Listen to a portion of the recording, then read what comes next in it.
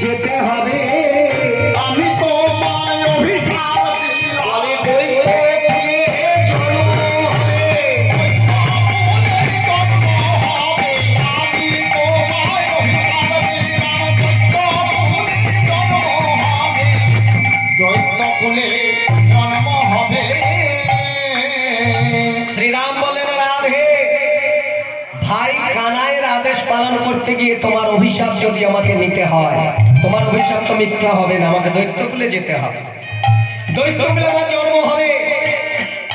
তাহলে আমিও বলছি, শোনো, কৃষ্ণকে যদি চোখের পলকেও আমি ভালোবেসে থাকি, তার চরণে যদি আমার প্রেম থাকে, তাহলে আমিও তোমায় অভিশাপ দিচ্ছি, আমাকে যেমন কৃষ্ণ সঙ্গ ছেড়ে চলে যেতে হবে, দৈত্যকুলে জন্ম নিতে হবে।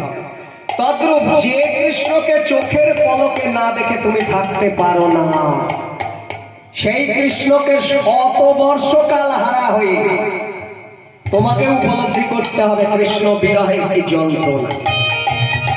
শ্রীরাম রাধারানীকে অভিশাপ দিলেন, রাধারানী কৃষ্ণ আর শ্রীরামকে অভিশাপ দিলেন।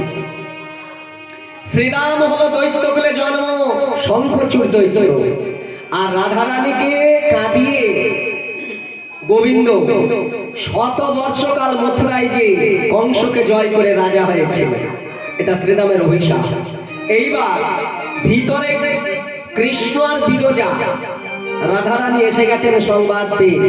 বিরজা ওই কুঞ্জের জল বহিষ্কৃত দ্বার, যেখান থেকে জল বার হয়, একটা নদীর উপা হয়ে চলে যাচ্ছে বিরজা, আর কৃষ্ণ একটা কাল সর্প ভুজঙ্গ হয়ে নদীর বুকে ভাসতে ভাসতে চলে যাচ্ছে।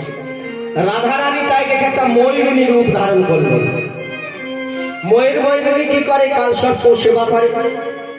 তাই রাধারানী ওই পশ্চাতে ধাবিতা হলেন ময়ূরী রূপ ধরে, আর ডেকে বললেন, কৃষ্ণ আমি তোমায় চিনতে পেরেছি, তুমি লুকাতে পারবে না।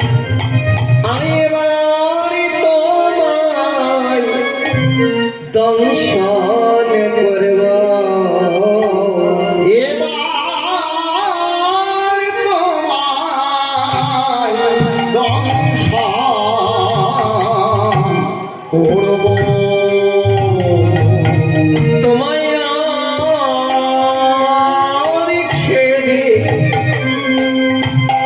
আর ছেড়ে দেব না হে। এবার তোমায় আমি দংশন করব। আর ছেড়ে দেব না রে। এবার তোমায় দংশন করব। তোমায় আর ছেড়ে দেব না।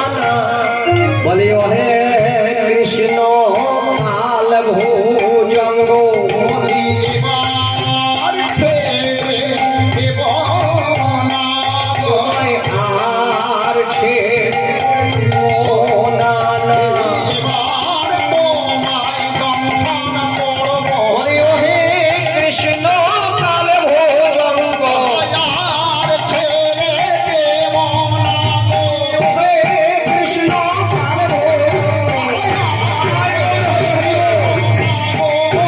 কৃষ্ণ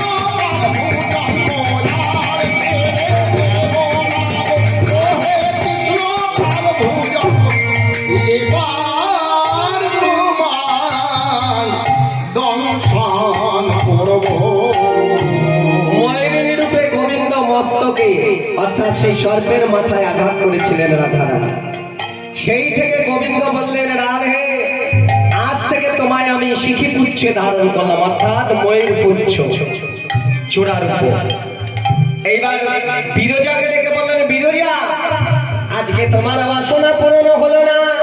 হলো না। তবে হবে যেদিন আমি দাপার যুগে লীলা করবো, ওই বৃন্দাবনে তুমি যমুনা নদী রূপে জন্ম নেবে, আর ওই যমুনার তীরে নীরে আমি লীলা করে তোমার বাসনা পূরণ করব। তাই আজকে যমুনা ডেকে বলছেন যে, গোবিন্দ তোমার সেই কথা কি মনে নাই হে? এই কথা কি মনে নাই হে? তুমি আমায় কথা দিয়েছিলে, সেই কথা কি মনে নাই হে? তুমি আমায়